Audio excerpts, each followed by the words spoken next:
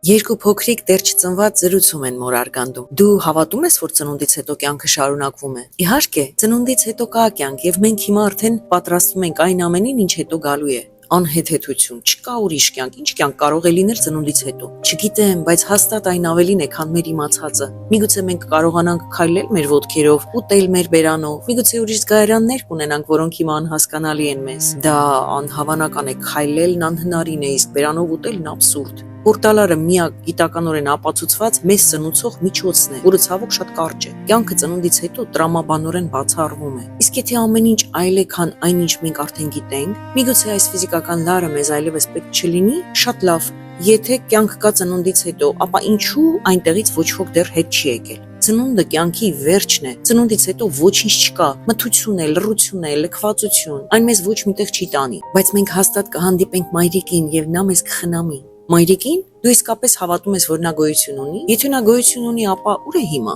Նա ամենուր է, մեր շուրջը։ Մենք ապրում ենք նրա մեջ։ Առանց նրա այս աշխարհը չէր կարող գոյություն ունենալ։ Ես չեմ տեսնում նրան։ Տրամաբանական է, որ նա չկա։ Երբեմն, երբ լռում ես ու իսկապես լսում, դու զգում ես նրա ներկայությունը։ Լսում նրա սիրող ձայնը, որը կանչում է մեզ վերևից։ Իսկապես, երբեմն, երբ լռում ես, անշարժության մեջ լսում ես նրան քո շուրջը։ Մենք կարող ենք լսել ու տեսնել Աստծուն ամենուր։